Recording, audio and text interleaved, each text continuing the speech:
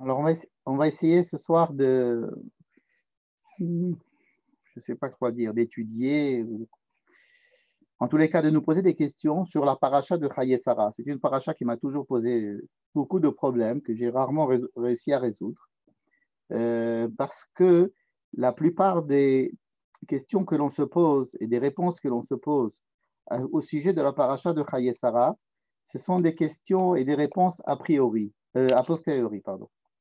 Je m'explique. Il y a des histoires très longues, très longuement répétées, etc. Et la longueur de ces histoires et leur répétition euh, pose problème. Alors, ce que l'on fait d'habitude, c'est que on voit les différences, on essaye d'étudier un petit peu on compare les versions, etc. On a le problème, alors on essaye de s'arranger avec, mais il est difficile de comprendre pourquoi la Torah va se concentrer sur des histoires qu'elle va détailler.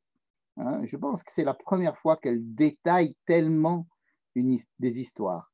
Elle les détaille complètement. Alors on a plein de détails, on a des histoires qui sont sympathiques à lire sur le plan romanesque, j'allais dire. Mais comment ça se fait que la Torah, qui était si peu, elle nous résumait 10 générations en une paracha, et là, elle nous dilate complètement des histoires, et elle les répète, et les répète, et les répète. Alors, on dit que on essaie de donner des réponses à ça. Hein. Mais ce que j'aimerais bien un jour, c'est d'essayer de comprendre la raison qui ferait que, grâce à cette raison, on pourrait se dire, ben, on ne peut pas faire autrement. On n'aurait pas pu faire autrement la Torah n'aurait pas pu faire autrement que de détailler toutes ces choses-là. Je n'y suis pas arrivé. Mais pourtant, c'est ma question profonde. Et peut-être qu'on va donner peut-être des directions de réponse, mais bon, c'est ma question. Donc, d'abord, on va commencer, comme d'habitude, à dire qu'est-ce qu'il y a dans cette paracha, la paracha de Chaye Sarah. Donc, il y a 3 chapitres. En fait, il y a 2 chapitres et le début du troisième. Hein. Donc, le premier chapitre, c'est le chapitre 23. On nous raconte la mort de Sarah, mais ça, c'est pas très détaillé. Ensuite, ce qui est par contre très détaillé, c'est l'achat par Abraham d'une tombe pour Sarah, qui sera non seulement la tombe de Sarah, mais aussi sa tombe à lui et celle de ses enfants, Meharat à Marpella à Hebron. Bon. Il y a 20 psukim dans ce chapitre-là.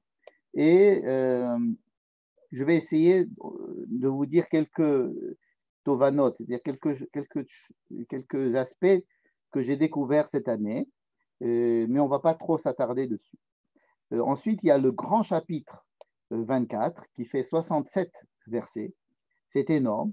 En fait, c'est un chapitre dans lequel Abraham envoie son serviteur chercher une femme pour son fils Yitzhak. C'est-à-dire Abraham et Yitzhak restent à la maison, ils restent en Israël, et ils envoient quelqu'un avec des recommandations. Et ce serviteur-là, c'est lui le héros, si vous voulez, de tout le chapitre, puisque c'est lui qui va à la fois parler pendant pratiquement tout le chapitre, et il va revenir avec une femme sur son chameau, et qui va effectivement être la Rivka, la femme de Yitzhak. À ce sujet aussi, je voudrais dire quelques mots.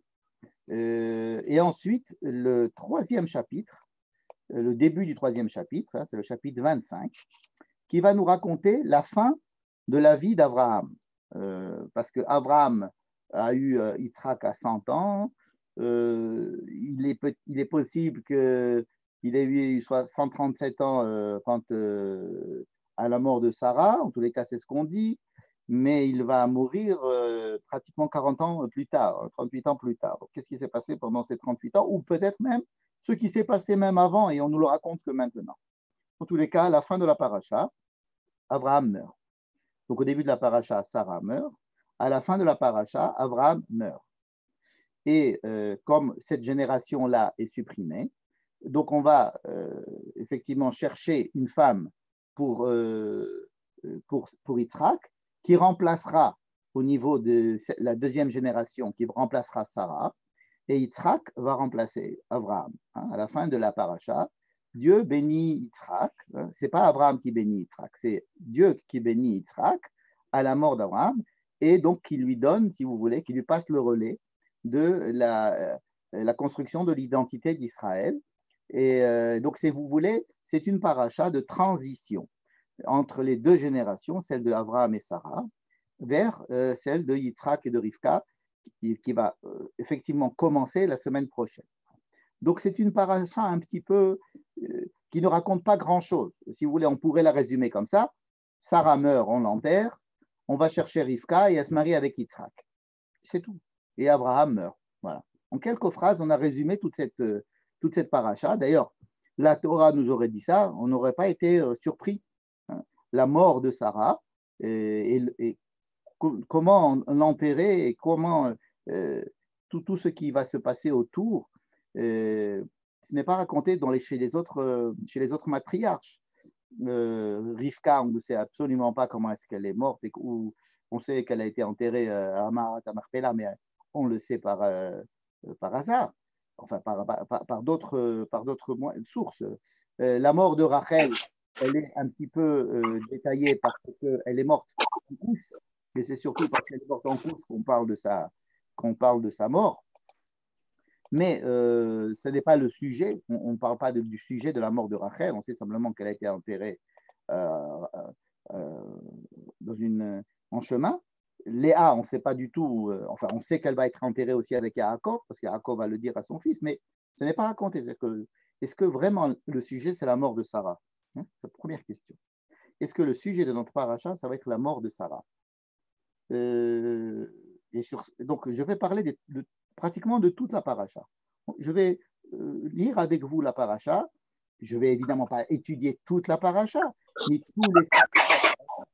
mais je vais éclairer un petit peu quelques aspects qui me semblent intéressants et pour essayer ensuite, à la fin, peut-être d'essayer de comprendre et de répondre à la question que je me suis posée à la base, c'est qu'est-ce que nous apprend cette paracha? Quel est le but de cette paracha? Voilà.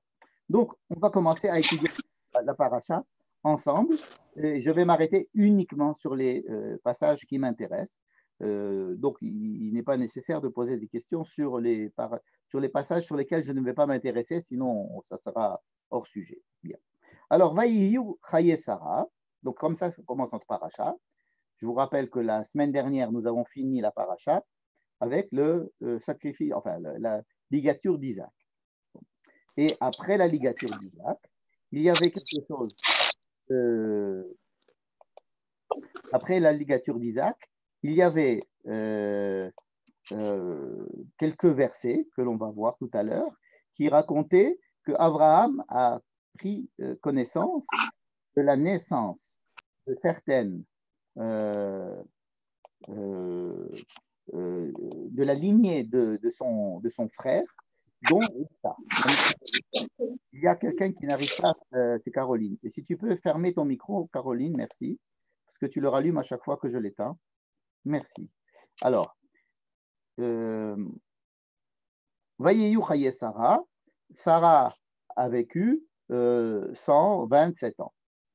Et Sarah est morte dans la ville de Kiryat Arba.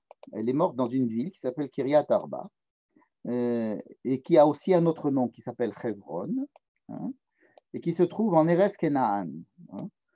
Ça veut dire que Sarah n'est pas morte en Hollande ni en Belgique. Elle est morte en Eretz Kenaan. Hein. Vayavo Abraham. Abraham est venu, donc il n'était pas avec elle. Hein, elle est morte. Elle se trouvait donc dans un endroit qui s'appelle Kiryat Arba ou Hebron. Hein, et elle meurt là-bas. Et Abraham vient.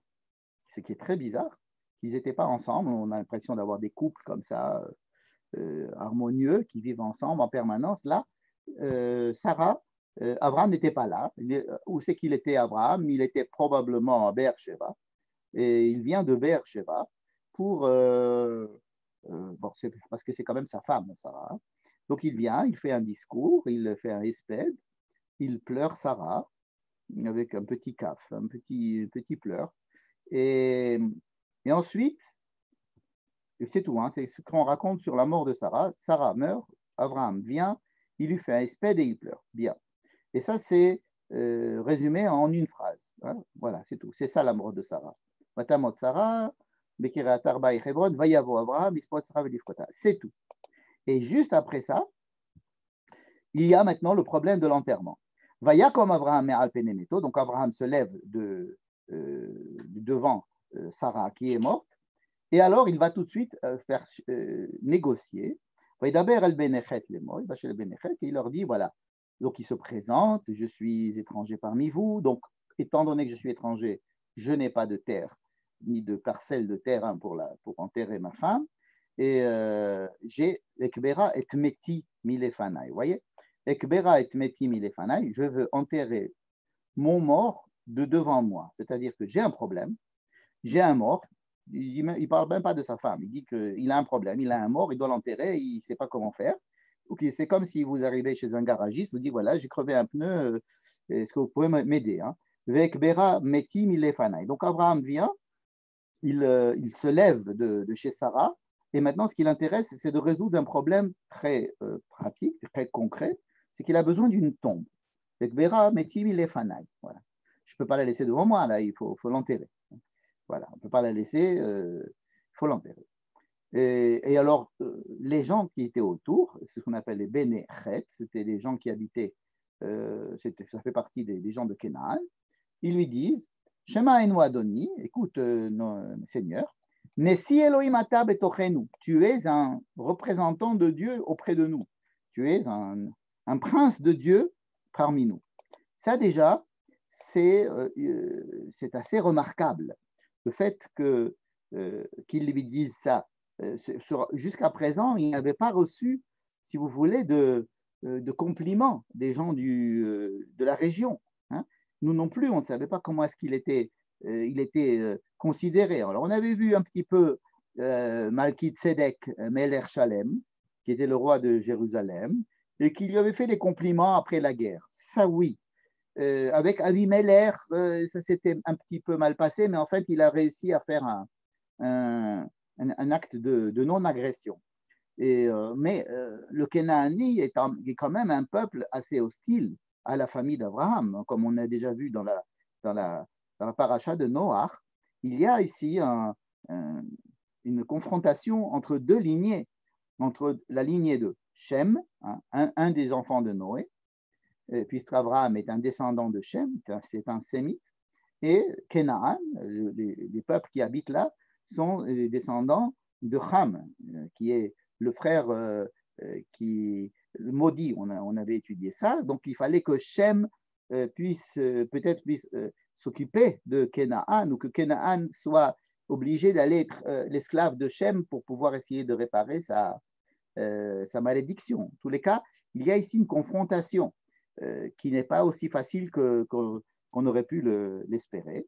Mais là, Abraham reçoit quand même la Légion d'honneur de la part de Bénéchet, et on lui dit Nessi Elohim ata betochenu, hein, ce qui, pour certains commentateurs, est le but de toute cette histoire, de dire que Abraham a réussi quand même à être quelqu'un de bien. C'est dans des moments comme ça que l'on peut vraiment savoir si on a des amis. Hein. Comme je disais tout à l'heure, si on a crevé un pneu et à qui vous allez téléphoner pour venir vous aider, bon, si vous n'avez pas de garagiste, c'est là que vous allez rencontrer vos amis.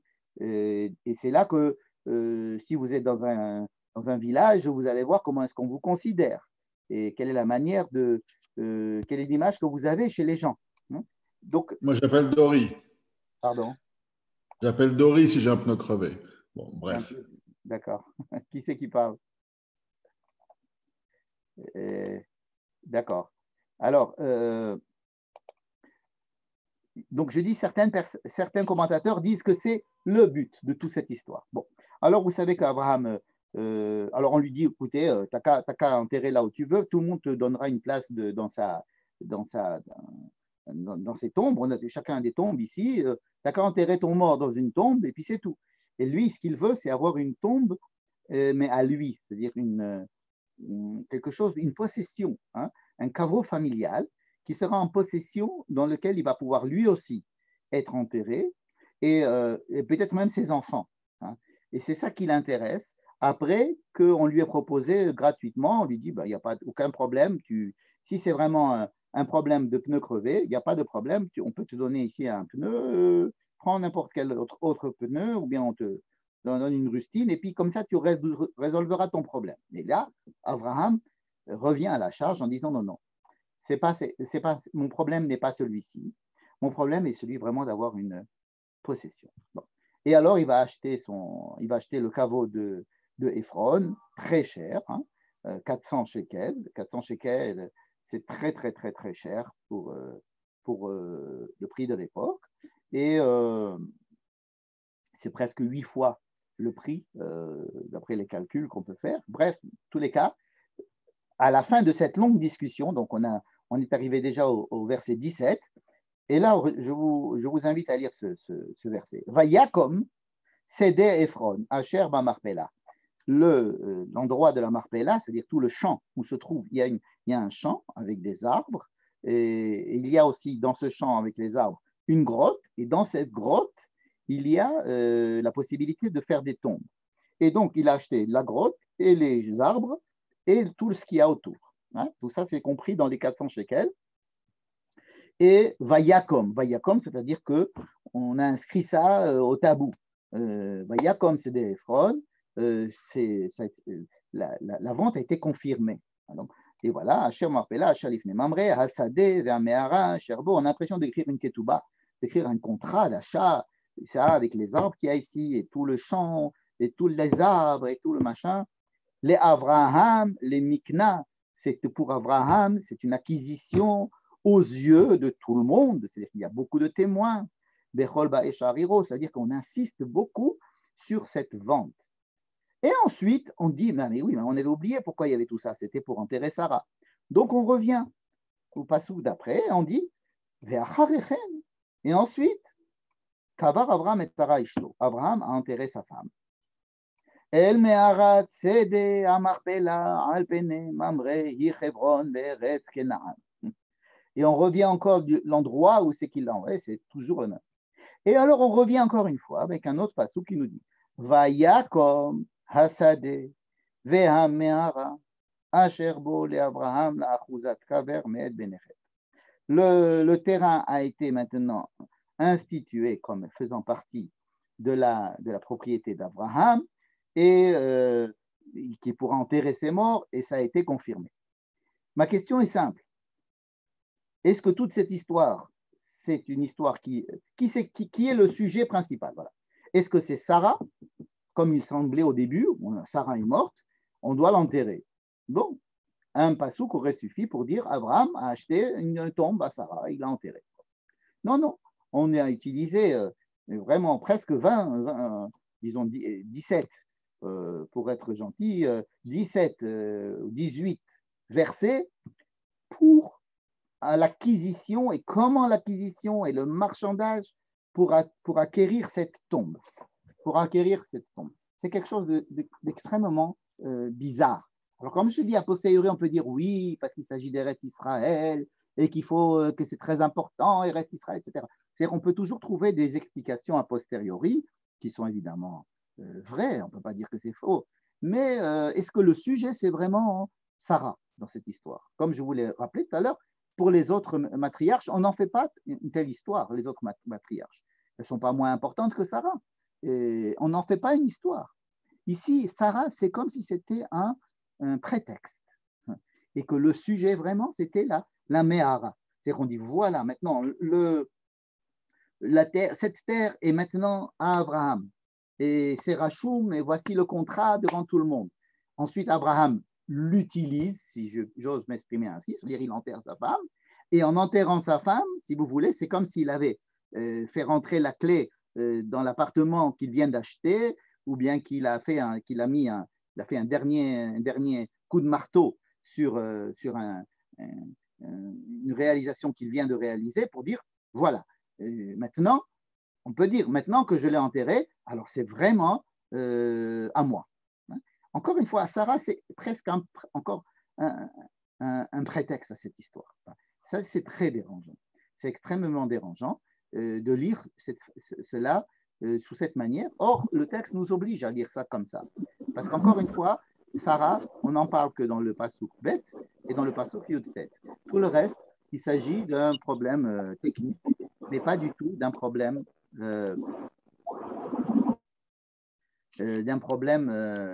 c'est pas pour Sarah que ça se fait.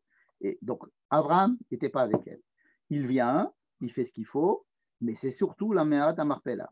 Alors, il y a une année où j'avais proposé que Sarah était auprès d'Abraham, si vous voulez, comme un aiguillon, comme quelqu'un qui l'empêchait, qui essayait de le diriger vers une direction vers laquelle elle n'était pas naturelle chez Abraham. Abraham a une vocation universelle, ça on l'a bien expliqué. Et Sarah vient toujours lui rappeler la vocation particulariste qu'il doit avoir, n'est-ce pas? Sarah, Abraham a peut-être beaucoup d'enfants. Hein? Il a peut-être des enfants, on va voir tout à l'heure. Mais nous, il faut un enfant qui vient de Sarah.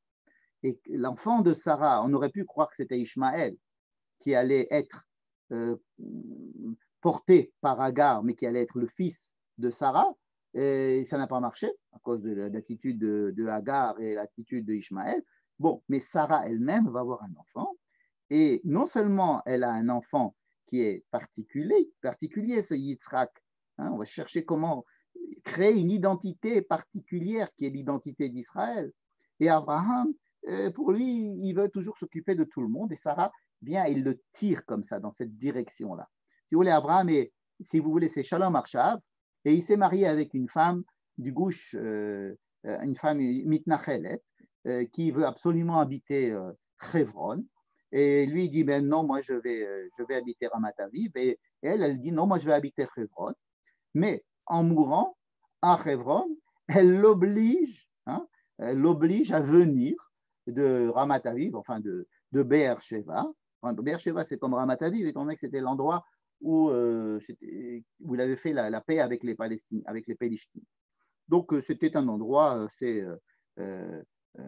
c'était un endroit assez neutre, comme ça, où il y a des Pélishtim et aussi la famille d'Abraham qui habite là-bas, tandis que Sarah, elle oblige, même dans sa mort, si vous voulez, elle oblige Abraham de continuer, de faire un acte particulier, de venir, d'acheter une tombe ou dans cet endroit.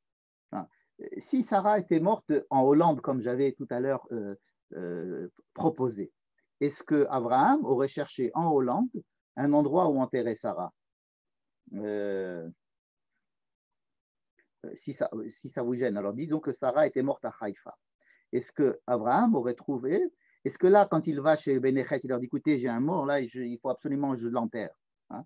Est-ce que on ne peut pas le transporter, il faut tout de suite l'enterrer là où il est, tout de suite ici. Hein? Est-ce qu'il y a une obligation d'enterrer le mort tout de suite ici? Est-ce qu'on ne peut pas aller l'enterrer ailleurs, peut-être? Hein? Il peut l'amener à Be'er Sheva. Non, imaginons qu'il doit l'enterrer tout de suite ici. Et ce n'est pas pratique parce qu'il y a plein de gens. C'est quand même plein. Les gens, ils sont obligés d'aller acheter une tombe. On se demande quelle est la tzfifut orloussine. Ce n'est pas possible. Il ne peut pas trouver un endroit comme ça sur le chemin. Les étrangers, qu'est-ce qu'ils faisaient? Ils enterraient leurs morts dans le chemin.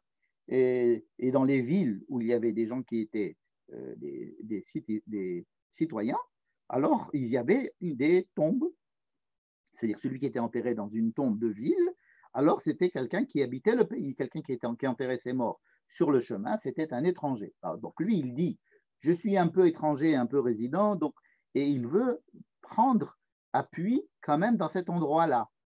Donc, Sarah, elle était là-bas, peut-être pour faire venir Abraham là-bas et l'enterrer là-bas et l'obliger à avoir un pied, un pied à terre, pied dans la tombe, un pied à terre en Israël, acheté au milieu des populations hostiles, des populations qui qui joue le jeu, mais bon, il faut mettre un drapeau israélien au milieu de la Palestine.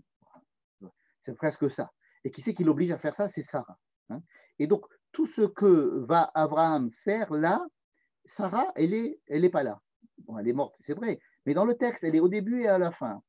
Et comme si elle obligeait Abraham de faire tout ce qu'il est en train de faire. Et Abraham fait tout ce qu'il fait. Abraham fait tout ce qu'il fait, j'allais dire, à cause de Sarah ou grâce à Sarah, n'est-ce pas?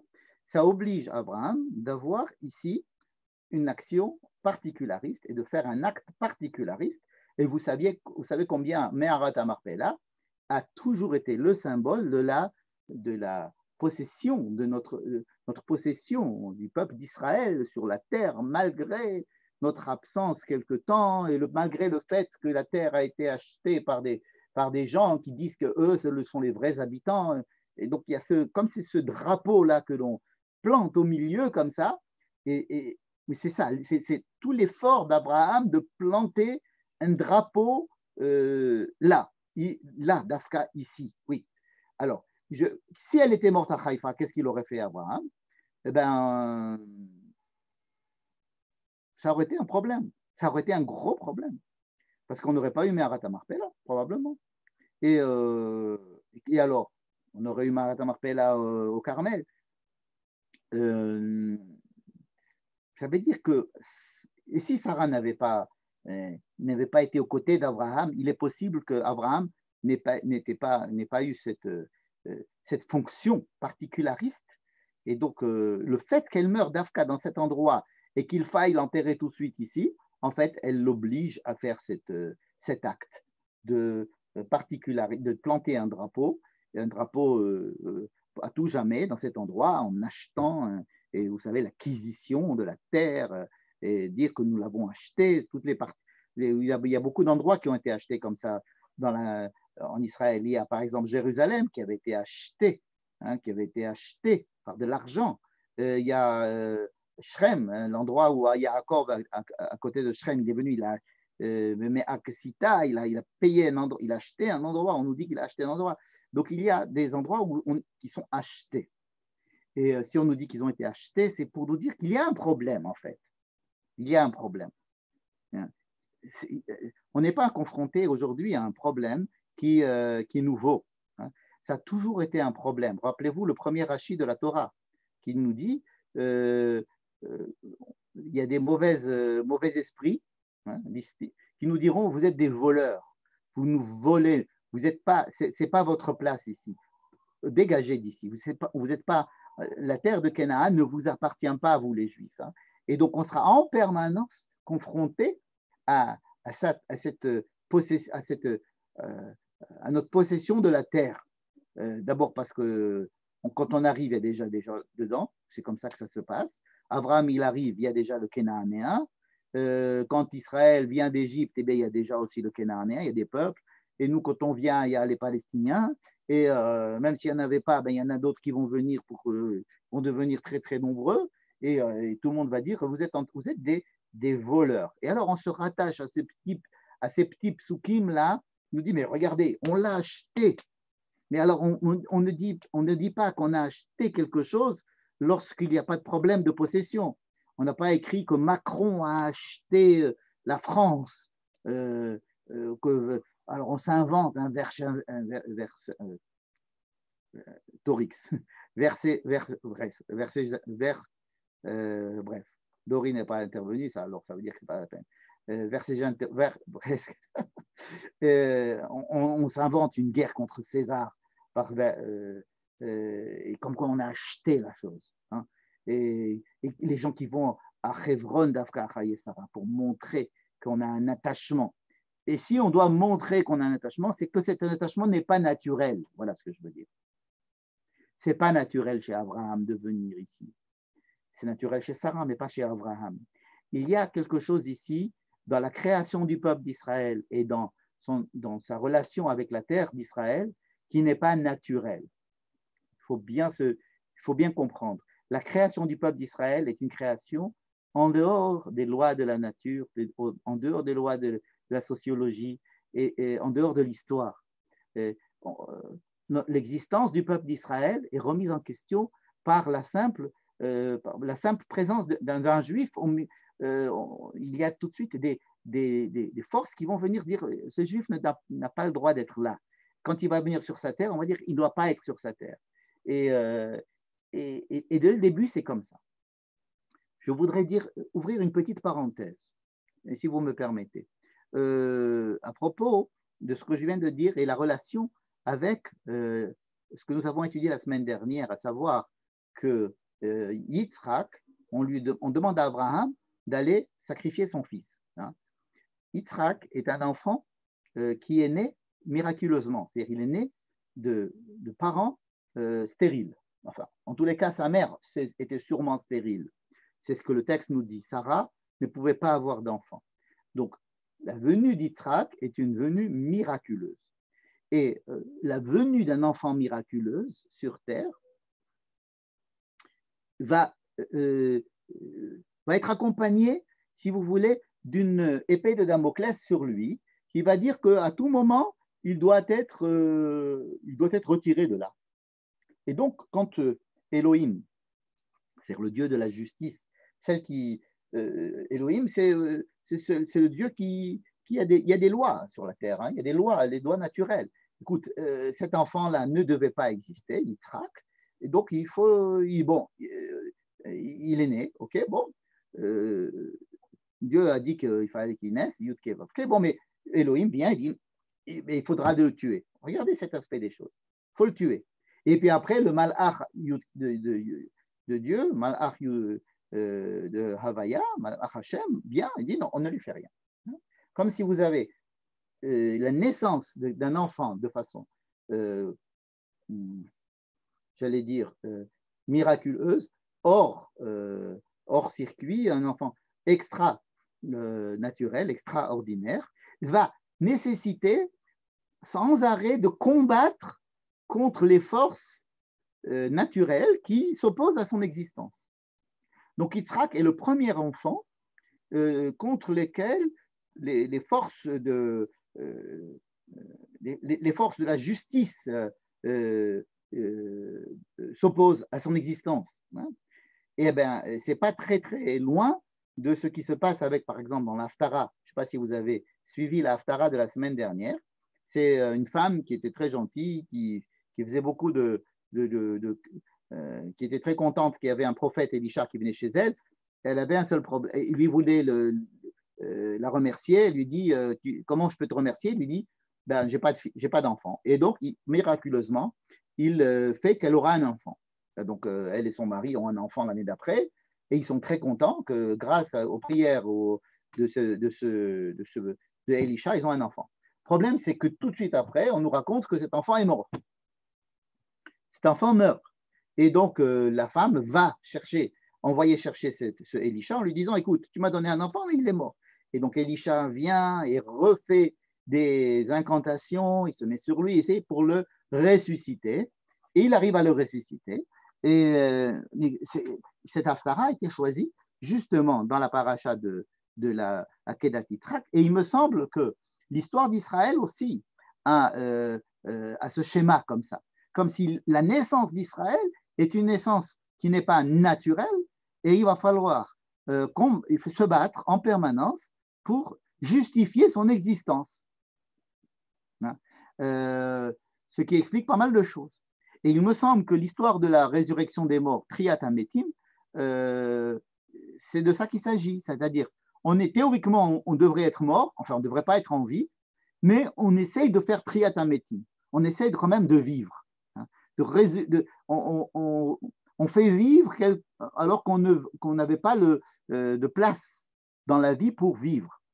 Et justement, cette justification permanente que l'on doit apporter de notre vie et d'essayer de la mériter et d'essayer d'implorer pour qu'on puisse continuer à vivre et qu'on soit sur cette terre, ce qui se passe avec le peuple d'Israël se passe sur la terre d'Israël, c'est une histoire qui va être le prototype même de ce qu'est l'humain. Hein? Il ne s'agit pas ici que du peuple d'Israël, il s'agit de toute l'humanité.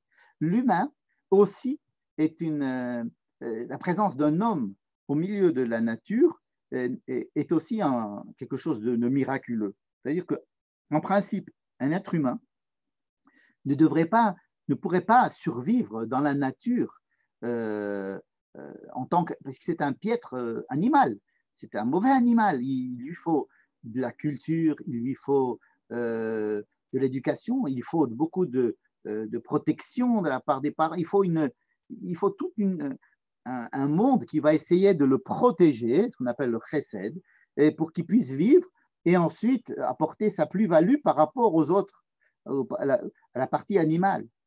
Donc, Israël, en fait, c'est une extrapolation de cette idée que l'humain a besoin d'être nourri par quelque chose de surnaturel pour pouvoir continuer à vivre. On peut appeler ça la spiritualité, la culture, l'intelligence, tout ce que vous voulez. J'appellerais ça l'humanité, tout simplement.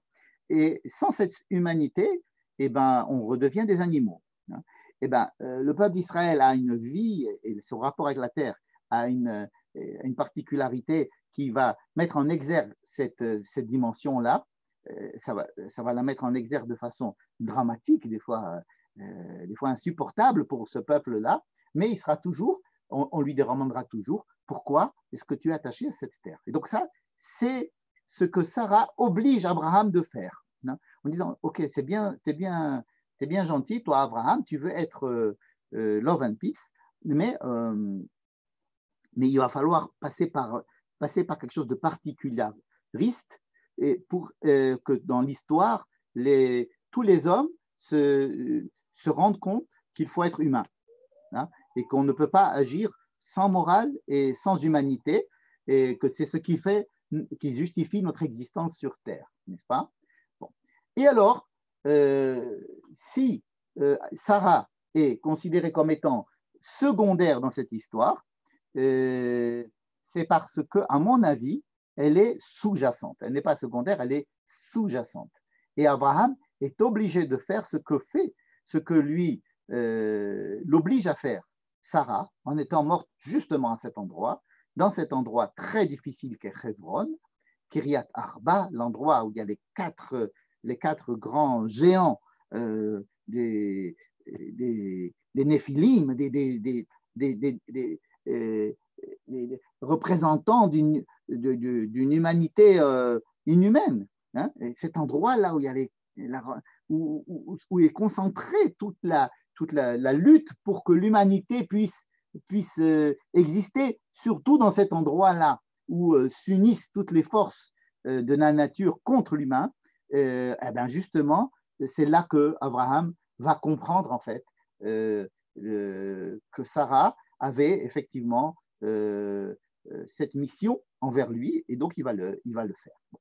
Je m'excuse d'avoir été un petit peu long sur ce sujet, mais nous allons garder, si vous voulez, cette idée pour la suite. Juste après, nous avons donc l'autre chapitre. Il y a écrit Ve Avraham Zaken. Alors ça commence de façon très rigolote. Avraham Zaken Babayami. Abraham était vieux. Qu'est-ce que ça veut dire qu'Abraham était vieux ou était sage?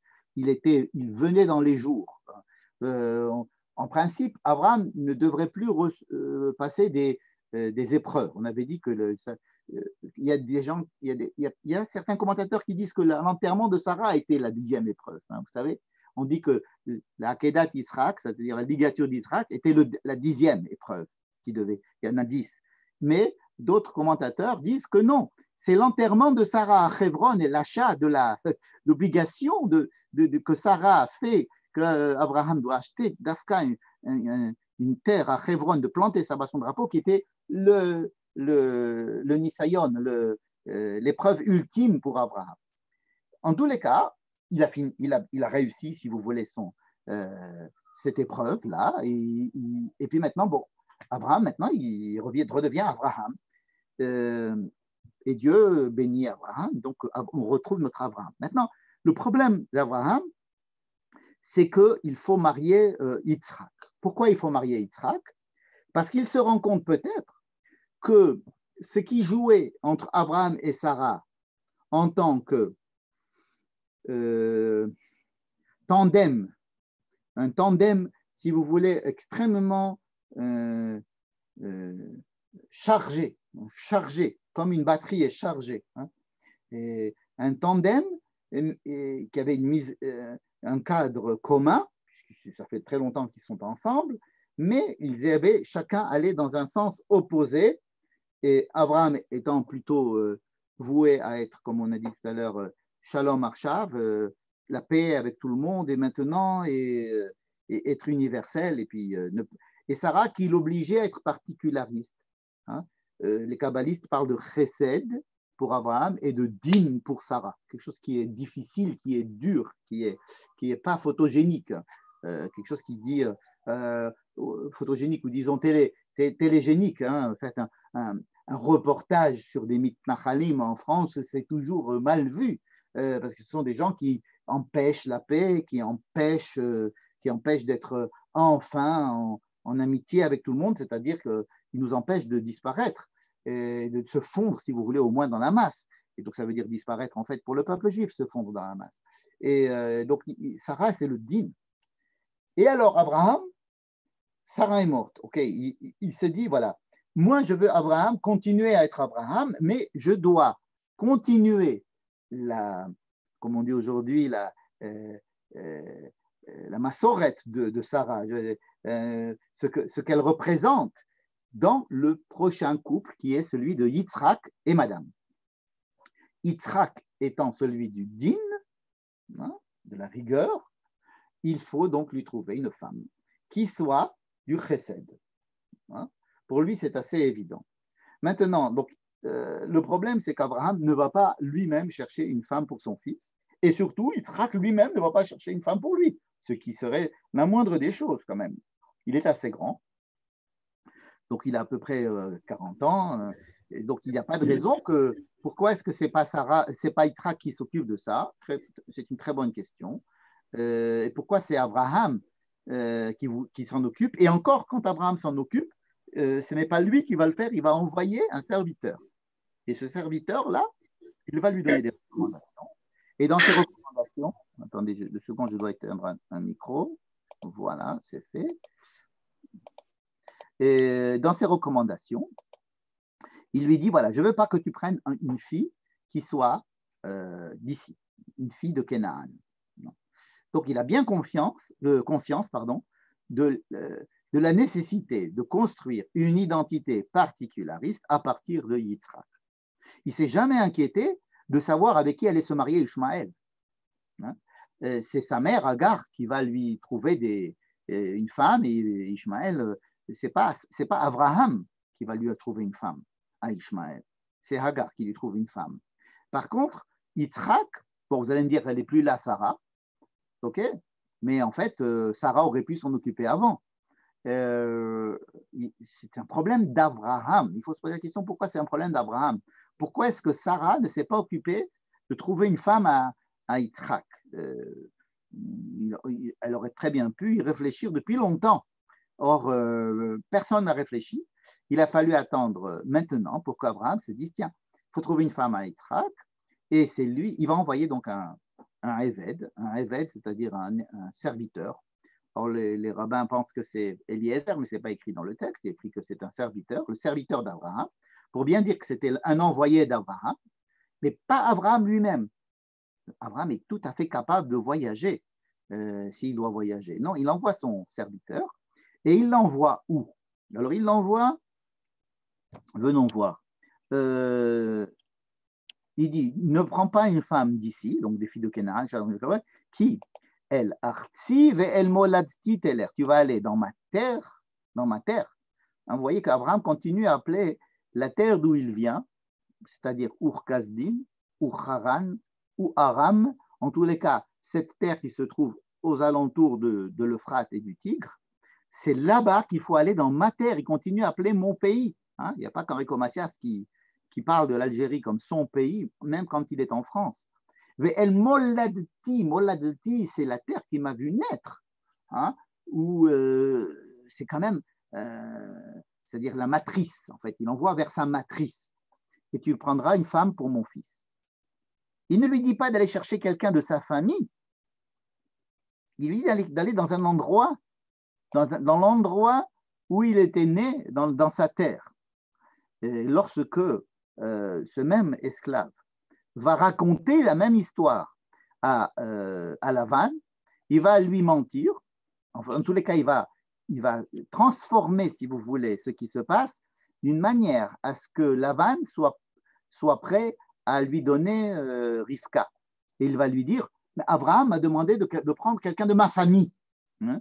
Et alors là, j'ai fait mon test et c'est sorti une fille qui a répondu positivement au test que je lui ai présenté. Vous vous rappelez, il dit, je voudrais qu'une fille à qui je demanderais à boire, elle me donnerait à boire à moi et à mes chameaux.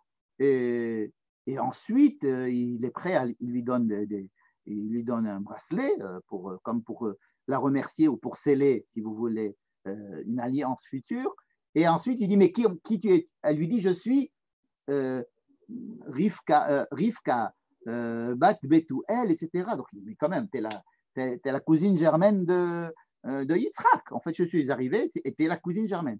Quand il va raconter la même histoire à Lavan, il va lui dire, non, Abraham m'a demandé de chercher sa cousine germaine, de chercher Rivka. Et voilà, c'est Rivka. Tout ça pour faire dire à Lavan, mais Hachem, ça vient de Dieu. Hein. Alors, vraiment, c'est quelque chose que Dieu a décidé. On ne peut pas aller ni à droite ni à gauche. C'est Ma'andallah, comme on dirait en arabe. Et il connaît bien les rouages de la pensée de ces peuples-là, puisqu'il vient de là, le Eved d'Abraham. Et donc, il sait utiliser, si vous voulez, certains subterfuges. Donc, qu'est-ce qu'on va dire? On va dire que tout ce chapitre 24 est partagé en deux. La première partie, c'est une prière de ce Eved d'Abraham. Il va faire une prière à Dieu en disant j'aimerais bien, Dieu, que tu m'aides à trouver la fille qu'il faut pour Yitzhak. Et lorsqu'il va effectivement arriver, trouver une femme qui correspond aux critères qu'il avait déterminés, et qu'en plus il se trouve qu'elle est de la famille d'Abraham, alors là c'était la cerise sur le gâteau. Il dit ça c'est vraiment quelque chose de formidable. En fait, Abraham lui a dit va, tu prendras une femme qui n'est pas de Canaan, simplement il faut qu'elle soit de ma terre, va dans ma terre, là-bas, là où je suis né. Hein. C'est tout ce qu'il lui dit Abraham. Et alors le Eved, l'esclave lui dit, et si elle ne veut pas venir, parce que en principe, c'est une jeune femme, elle ne va pas vouloir venir en Israël. Est-ce que je prendrai Yitzhak et je l'amène là-bas? Il dit surtout pas. Si elle ne veut pas venir, eh ben, tu reviens et c'est tout. N'est-ce pas?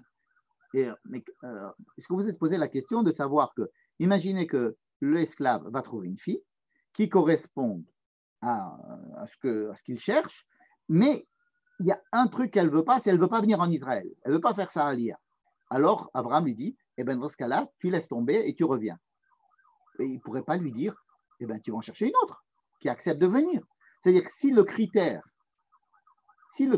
est celui de, il faut que ça soit une fille de mon pays, une fille probablement qui ait des midotes de chesed, qui soit très généreuse, qui ait la bonté, si vous voulez, en elle-même. Hein, pour contrebalancer la rigueur de Yitzhak, il faut une fille pleine de bonté, de chesed, donc il va faire des critères de chesed. Et troisième condition, c'est qu'il faut qu'elle puisse faire sa aliyah. Or, il lui dit, si tu trouves une femme qui n'est pas d'ici, et que tu trouves que c'est une femme qui convient à Yitzhak, mais si elle ne veut pas faire sa aliyah, eh bien, tu reviens. Ça veut dire, ok, annule la mission. Il fallait lui dire, mais cherche une autre. Comme si Abraham avait en tête qu'il fallait aller chercher celle-là. D'ailleurs, nous aussi, on a ça dans la tête, parce que d'abord, on a eu la Torah, on sait qu'il y a Rivka là-bas, et la Torah nous a expliqué aussi, juste après la Akedat Yitzhak, que, je vais vous faire lire ici, la fin de la semaine, la paracha de la... Non, pardon, ça c'est ici, attendez,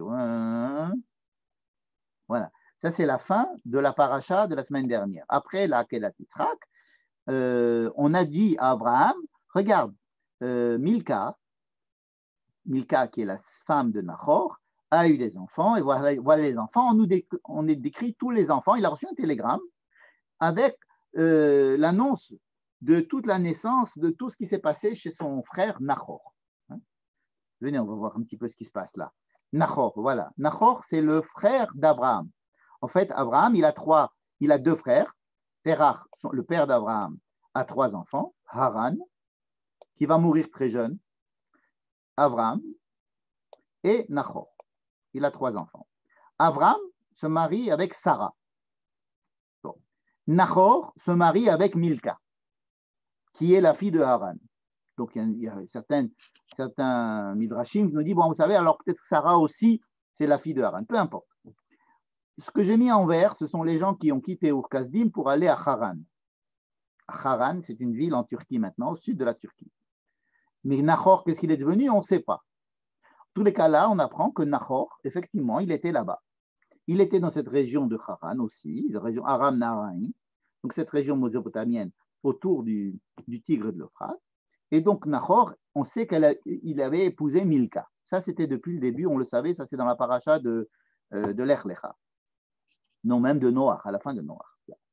Et là, maintenant, on nous dit que Nahor a eu, on est en train de dire à Abraham, tu sais, Nahor, il a une femme qui s'appelle Milka, et cette Milka, elle a eu des enfants. Et on nous donne le nom de ses enfants. Hutz, Boutz, Kemuel, Keshet, Chazo, Pilda, Shidlaf et Bethuel. Et Bethuel a eu 2 enfants, Rivka et Lavan, entre autres.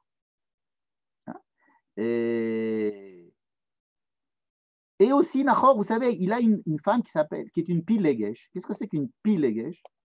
Pilegesh, ça veut dire que c'est une concubine, on dirait. C'est pas sa femme, il n'est pas même qu'une Ketouba, mais c'est quand même une femme, une concubine. Et elle s'appelle Reuma, et elle lui a donné 4 enfants. Pourquoi je vous les ai écrits ici? Parce qu'il se trouve que Nahor, il a 8 enfants de sa femme légitime et 4 enfants de la concubine. Regardez, faites le parallèle avec Yaakov. Yaakov va avoir 2 femmes légitimes, Léa et Rachel, on va le voir plus tard. Ils vont lui donner 8 enfants. Et il a 2 concubines, Zilpa et Bilha, qui vont lui donner 4 enfants. La même chose. Comme si la place des concubines ici était similaire entre Nahor et Yaakov. J'ai mis Pilegesh en concubine en gras, vous allez voir pourquoi. Parce qu'on va être très intéressé par cette histoire de concubine. Je reviens à mon histoire.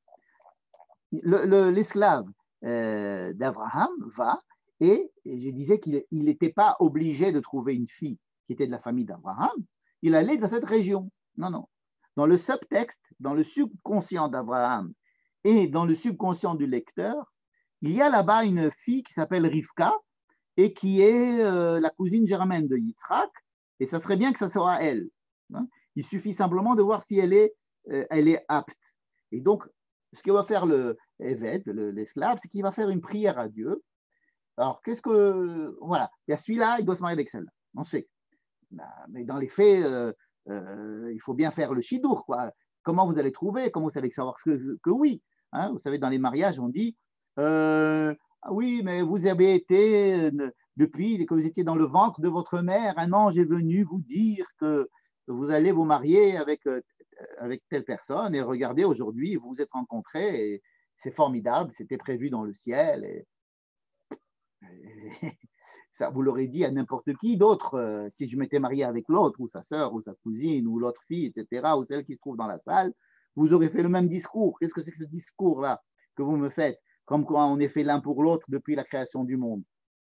Il y a, si vous voulez, un monde où on a l'impression que les choses se passent par en haut, et on dit celui-là, il va se marier avec celle-là, ou etc. Et puis, dans la réalité, ce n'est pas du tout comme ça. Dans la réalité, bon, il va falloir se bouger un petit peu pour aller faire un déchidouchi, mais oui, pas celle-là, oui, celle-ci, non, pas celle-là, etc. Et puis, quand ça arrive, on espère que c'est la bonne, et puis alors on se marie, et on fait tout pour que ça se passe bien, n'est-ce pas?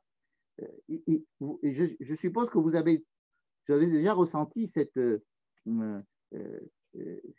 mondes parallèles qui existent dans des rencontres, par exemple. Vous avez choisi un métier, et puis alors on vous dit, ah ben oui, ça correspond tout à fait avec votre tempérament, on vous appelle même du nom du métier que vous avez.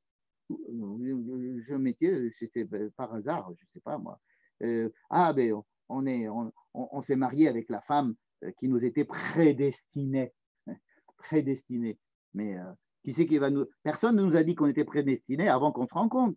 Ça nous aurait évité beaucoup d'histoires. Et puis les gens qui divorcent, ils se sont mariés avec une femme prédestinée.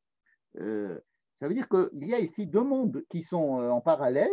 On a l'habitude aujourd'hui de faire fi du premier monde en disant que c'est un monde mystique, où, écoutez, j'ai rencontré celle-là tout simplement parce que je l'ai rencontrée et celle-là, il a rencontré celui-là, et puis il se trouve que ça s'est fait, qu'ils se sont mariés. Alors que là, on nous donne des informations. On dit, tu vois, maintenant Yitzhak, il a besoin de se marier, mais il y a déjà une fille là-bas qui s'appelle Rivka. Et après, Abraham, il dit, tu sais, tu vas aller là-bas, tu vas trouver la femme. Et cette femme-là, si elle ne veut pas venir, ben, tu la lâches. Comment la femme? Il y a une seule femme, tu ne peux pas trouver une autre qui viendra en Israël. Non, non, si celle-là, elle ne veut pas en Israël, tu ne l'amènes pas. Et comme si tout le monde sait qu'il va y avoir cette femme-là. Mais on fait tout comme si on ne savait pas. Et qu'est-ce qu'il fait alors, Eliezer? Eh bien, il prie. Il prie parce qu'il se dit, il faudrait bien faire rencontrer les deux mondes, que ça se passe bien. C'est-à-dire que la fille que je vais trouver avec les critères que je me suis fabriqués, ça soit la fille qui convienne. Et donc, je te demande, toi, Dieu, d'agir de ton côté pour que ça se passe bien, cette histoire, n'est-ce pas? Et quand ça se passe, et que ça se passe bien, et qu'on se rend compte que ça s'est super bien passé, bon, alors là, tout le monde est content. Mais ce n'était pas évident au départ. C'est ça que je voulais vous dire. Ce n'était pas du tout évident au départ. Donc, la prière que fait ce monsieur Eliezer est capitale ici. Ça veut dire quoi une prière? Est-ce que Dieu n'a pas décidé ce qu'il doit décider déjà? Est-ce que moi, je ne dois pas agir dans le monde comme si Dieu n'existait pas? Je dois agir comme si Dieu n'existait pas. Et je dois croire que Dieu est là, comme si je ne devais pas agir. Et puis je dois faire les deux. Donc, qu'est-ce que je fais quand je vais dire? Je fais la prière en disant, Dieu, envoie-nous de la pluie. Écoute, ce n'est pas toi qui vas maintenant changer les vents et les... Qu'est-ce que tu vas faire là?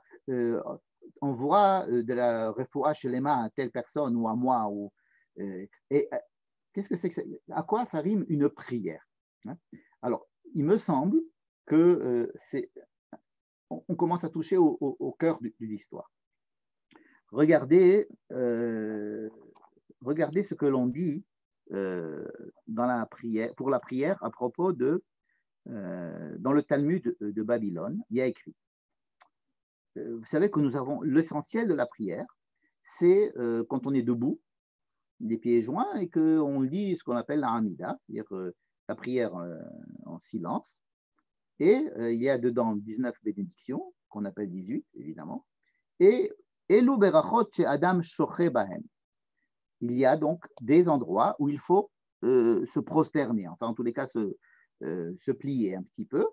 On ne doit pas se prosterner complètement les quatre membres étalés sur le sol, mais on doit faire un peu une petite courbure. Voici les endroits dans la prière où il faut faire une courbure. Shoché, ça veut dire les ishtachavot. Be'avot, c'est-à-dire la première bracha que nous faisons dans la Hamida, Techila Vasof, au début et à la fin. Behoda'a, une prière qui est vers la fin, Techila Vasof. Alors, pour ceux qui connaissent, c'est très facile. Je les ai mis ici en rouge. Au début de la prière, on dit Baruch ata Hashem Eloheinu ve'Elohenu Elohei Abraham, Elohei Yitzhak ve'Elohei Yaakov, etc. Ha'el Hagadol Hagibor Hanora, et on finit Baruch ata Hashem Magen Abraham. Donc, le premier bracha, c'est qu'on implore Dieu, le Dieu d'Abraham, le Dieu d'Isaac et le Dieu de Jacob. C'est-à-dire que quand un juif s'adresse à Dieu, il doit d'abord passer par ceux qui ont formé son identité, à savoir Abraham et Yitzhak et Yaakov. Pas Abraham, Yitzhak et Yaakov, mais le Dieu d'Abraham, qui est aussi le Dieu d'Yitzhak et qui est aussi le Dieu de Yaakov. Et il faut bien que je comprenne ça pour pouvoir savoir à qui je m'adresse. Le Dieu d'Abraham, le Dieu d'Yitzhak et le Dieu de Yaakov, n'est-ce pas? Et quand je finis la bracha, je dis béni sois-tu Dieu qui est le Magen Abraham, celui qui est le bouclier d'Abraham. Mais ça, on finit cette première bracha avec Abraham. n'est-ce pas? Et donc, c'est ce qu'on appelle les avot, c'est les patriarches. Et alors, il faut se prosterner dans tous les endroits que j'ai mis en rouge. Baruch, Ata, Hashem. Hein, il faut se prosterner à Baruch. Ata, on commence déjà à se relever. Et le nom de Dieu, on doit le dire quand on est debout. Et pareil pour Baruch Ata Hashem Agen Avraham. C'est ce que vient nous enseigner la Gemara. Et ensuite, vers la fin de la paracha, de la Hamida, il y a aussi Modim Anachnulach, nous te remercions. Et à la fin, on finit par béni sois-tu Dieu, dont le nom est le bien et à qui il est propice de remercier. Donc nous remercions. On appelle la bénédiction du remerciement. Modim et Baruch Ata Hashem. Voilà. Les 4 endroits, et la Gemara insiste, il n'y a que ces 4 endroits au cours desquels on doit se prosterner. On ne doit pas se prosterner à un autre moment qu'à ces 4 endroits spécifiques, qui sont Magen Avraham, Avot et Modim, n'est-ce pas? C'est ce que nous dit la Gemara ici, et c'est ce que nous dit la Halacha aussi. Maintenant, il y a aussi un autre endroit dans la Gemara qui nous dit que les endroits, il faut, quand on fait la prière, il faut essayer de concentrer et de penser à ce qu'on dit. Mais on sait bien que les gens n'arrivent pas à penser tout le temps à ce qu'ils disent. Bon, alors au moins, il y en a 2 où on est obligé de penser à ce qu'on dit, de faire attention. C'est la première, celle-là, c'est toujours la même, et celle de Modim. Donc vous voyez que ces deux Berachot, la première est celle de Modim, après Hatov, Shimchon et d'autres, non seulement c'est elle où on doit se prosterner, mais c'est aussi celle qui rendent la concentration, la kavana, l'intention, au moins de savoir ce qu'on fait, obligatoire. Hein. D'après la Gemara, si on n'a pas eu la concentration suffisante dans ces 2, il faudrait refaire la Hamida. Mais les rabbins nous ont dit, bon écoutez, on a peur que la 2e fois, vous allez refaire la Hamida, vous n'allez pas faire ni la 3e ni la 4e, donc ce n'est pas grave. Au moins la première. La première, c'est bon, mais même si la première, on n'a pas fait attention, ce n'est pas grave. Le fait de se plier comme ça, avec le corps, ça nous demande quand même d'être un peu conscient de ce qu'on fait. On dirait, qu'est-ce que tu as fait? Tu dis, ah oui, je ne sais pas, qu'est-ce que j'ai fait, qu'est-ce que j'étais en train de faire? J'ai mangé des pépites. Ah non, j'étais en train de faire la prière. Ah oui. Et qu'est-ce que tu as dit? Je ne sais pas, attends, mais je me rappelle que j'ai fait ça. Donc, je sais que j'ai fait ça. C'est-à-dire qu'on peut à peu près se rattacher à un minimum de concentration. Bref, ces 2 choses-là, pourquoi est-ce que les Chachamim nous ont dit ça? Eh bien, justement à cause de notre texte. Vous allez voir de quoi il s'agit. Lorsque le Eved Abraham va commencer sa prière, Vayomar, voilà la prière, voici la prière que fait le Eved Abraham.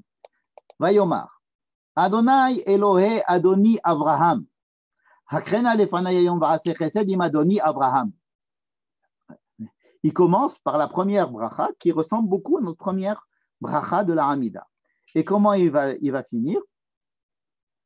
Vayikod ha'ish va'ishtachu l'Hashem.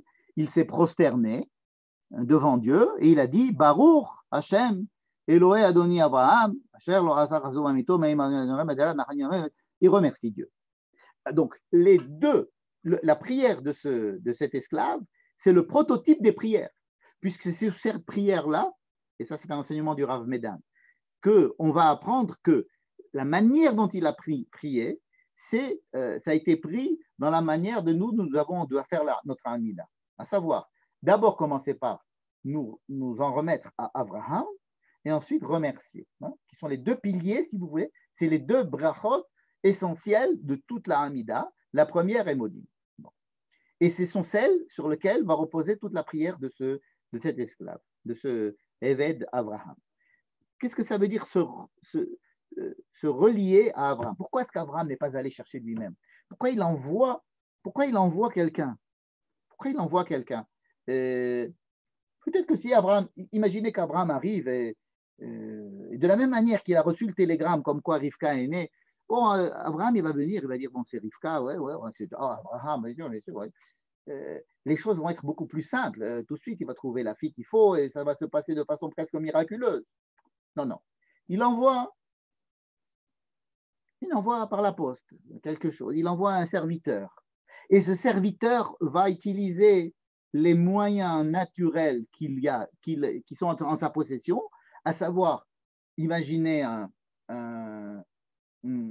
un scénario qui va permettre de trouver une femme qui soit pleine de charité, mais en même temps, il va prier au Dieu d'Abraham en se disant, attends, mais toi, le Dieu d'Abraham, tu as un... Ça veut dire quoi que tu es le Dieu d'Abraham? Ça veut dire que tu as un programme, tu as une intention dans la fabrication du monde, tu as une intention dans... le monde, il n'est pas, c'est pas un balagan total, malgré ce qu'on peut sentir. On peut sentir que c'est un balagan total. Et donc, dans ce balagan, je vais essayer de trouver les moyens de m'en sortir en faisant un test, en trouvant une fille, en allant là où vraiment les jeunes filles vont puiser l'eau. Je vais aller là-bas vraiment le soir parce que je sais que c'est l'heure. Donc, je vais quand même faire tout ce qu'il faut. Je vais essayer d'aller dans l'endroit où il y a la famille d'Abraham qui habite dans les environs. Bref, il va mettre tous les trucs de son côté. Bon. Mais en plus, il fait une prière. Et cette prière, qu'est-ce qu'elle fait? Elle nous dit, je relis ma volonté d'aide de ta part, Dieu, par le fait que tu as une intention avec Abraham. C'est-à-dire qu'Abraham, ce n'est pas un être n'importe lequel. C'est un être à qui tu as demandé une mission et que tu as une intention, et c'est dans le cadre de cette intention très particulière, qui est celle de fabriquer à partir d'Abraham une lignée particulière et de fonder un peuple particulier. Alors je te demande de m'aider dans cette histoire. C'est-à-dire que je donne tous les arguments à Dieu pour lui dire que c'est son intérêt à lui de faire marcher cette histoire, puisque c'est son programme, c'est le programme de Dieu en fait. C'est-à-dire que si Abraham, si ça ne tenait qu'à Abraham, ben, il laisse ses enfants faire ce qu'ils veulent. Il n'a pas besoin de... Mais non, alors Abraham, lui, il serait plutôt love and peace, comme j'ai dit tout à l'heure. Non, c'est qu'il le fait obligé d'aller s'occuper d'Yitzhak dans la manière que Sarah aurait voulu. Parce que Yitzhak, c'est quoi le fils de Sarah? C'est-à-dire celui qui est le fils de la mitnachelet, de la famille, celle qui... l'ultranationaliste. Ok, bon, elle est juive aussi, il faut s'en occuper. Yitzhak, elle m'a donné un fils Yitzhak. Bon, il va falloir que je fasse aussi ce qu'il faut pour ça. Pourquoi? Parce que c'est Dieu qui lui a dit tout ce que tu diras, Sarah, fais-le. Parce qu'il y a une injonction de la part de Dieu à ce qu'Abraham ne soit pas uniquement le père de toutes les nations, love and peace, mais que aussi Abraham s'occupe de cette lignée-là qui va passer par Yitzhak. Et donc, il faut, quand nous prions, que nous nous remettions dans cet esprit. C'est si on ne se remet pas dans cet esprit de quel droit je dois demander à Dieu quelque chose? En lui disant, écoute, c'est toi qui as fait le peuple juif, c'est toi qui as fait Abraham et qui as demandé de faire Yitzhak et Yaakov et tu t'es arrangé pour fabriquer ce peuple juif. Moi, je fais partie de ce peuple juif. Et tu sais la difficulté qu'on a, nous, dans ce peuple juif, d'essayer de survivre et de trouver un sens à tout ça. Bon, et bien dans ce sens-là, je te demande de m'aider. Parce que c'est-à-dire comme si on disait, je suis un pion. Je suis un pion dans ton échiquier et c'est toi qui mènes la barque. Donc, c'est de ton intérêt de m'aider. Je me remets, moi, juif, en tant que fils d'Abraham, Isaac et Jacob, mais je parle surtout au Dieu qui a tout fait pour qu'il y ait un Abraham, qu'il l'a choisi en tous les cas, qui a tout fait pour qu'il y ait un Yitzhak, et qui a tout fait pour qu'il y ait un Yaakov, et qui a tout fait pour que ces gens-là ils fassent des choses, et des choses qui ne sont pas naturelles comme on a dit au départ. Et il n'y a que quand je vais implorer cette chose-là, et moi de me remettre dans cette ligne, et de placer Dieu, si j'ose dire, dans cette obligation qu'il a, puisqu'il a fabriqué ce peuple, et que moi je suis un enfant de ce peuple, de pouvoir lui demander des choses. Et ça nous est appris par justement ce Eved, cet esclave. C'est-à-dire que l'esclave ici, c'est le prototype de quelqu'un qui a une mission et qui demande à Dieu de l'aider dans sa mission, pas parce que c'est son intérêt propre.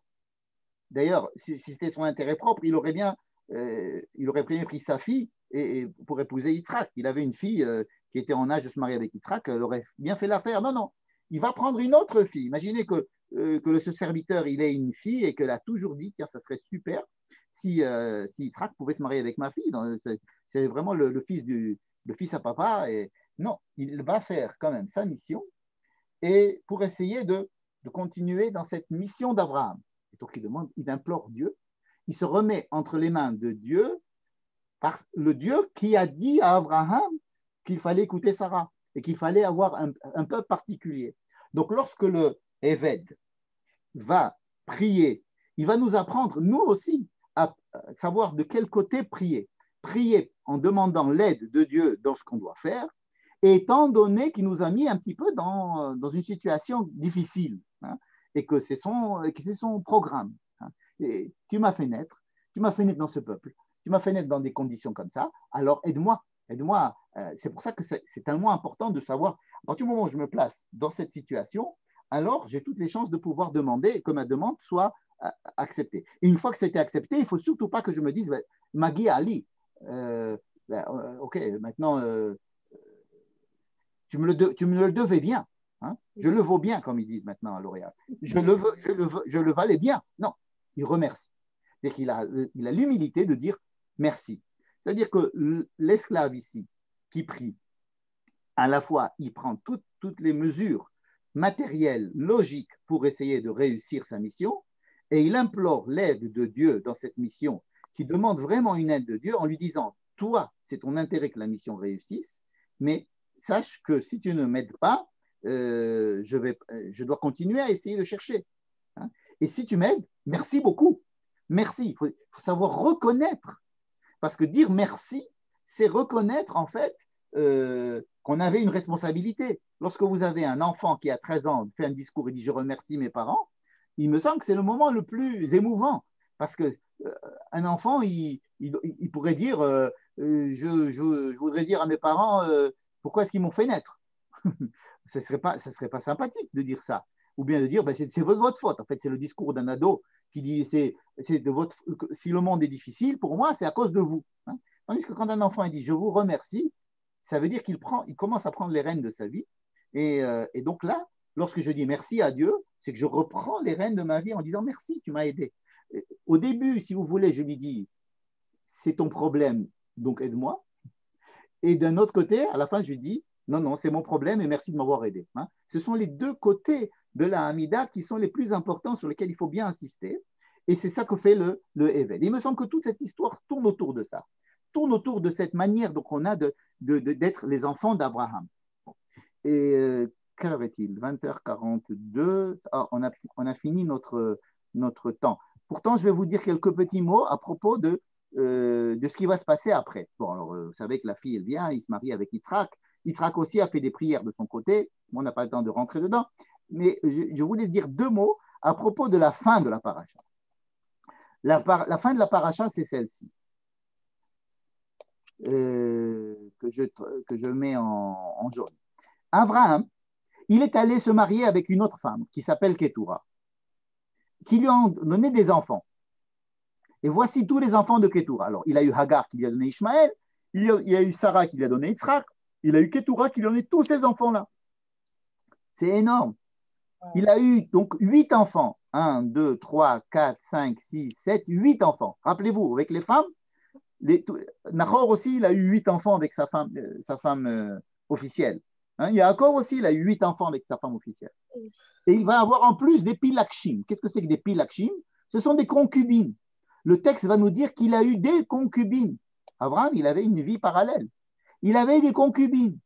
Combien de concubines? On ne sait pas. Je suppose qu'il a dû en avoir 4. Comme tout le monde. On a 4 enfants avec les concubines. Et on a 8 avec le normal, ce qui fait 12. Comme tout le monde. Ishmaël aussi va avoir 12. Tout le monde a 12 enfants. 8 enfants avec les femmes normales et 4 avec les concubines. Et qu'est-ce que c'est que cette histoire qu'Abraham, qui commence à se marier avec d'autres femmes, qui a d'autres enfants, etc. On se trouve perdu, on a honte de toute cette histoire. Quoi, Abraham, c'est pas notre père. Non, non, il n'a pas eu que Ishmaël. Il n'a pas eu que. C'est vrai qu'il va avoir une mission universelle et il va avoir des enfants qui vont remplir tout le Moyen-Orient. Il va aller de l'Égypte jusqu'à l'Euphrate et même peut-être en Asie. C'est-à-dire qu'Abraham a cette mission universelle et il y revient et Et si c'est dans notre paracha, c'est en mettre en exergue. Comment ça se fait qu'Abraham, qui fait tellement de gosses avec tellement de femmes et qui va remplir le monde et qui a un souci comme ça de rentrer à l'intérieur, cet Abraham-là va aussi se soucier de mettre un drapeau à Hebron et d'avoir une femme pour son fils Yitzhak qui soit c'est sa cousine germaine et qui fasse attention à fabriquer ce peuple, c'est grâce à Sarah. C'est-à-dire que Sarah, celle qu'on a enterrée au début, c'est elle qui a imprimé chez Abraham, qui l'a obligé de faire tout ce qu'il a fait au niveau de la construction d'une identité particulariste qui va passer par Yitzhak. Cette identité, elle est un peu avec une petite, qui va un peu aller aussi chez Ishmaël, mais surtout chez Yitzhak, et qui va aller aussi dans plein d'autres enfants. Vous avez des peuples entiers qui descendent d'Abraham, qui vont faire la Brit Mila. Il va leur donner des cadeaux. Il a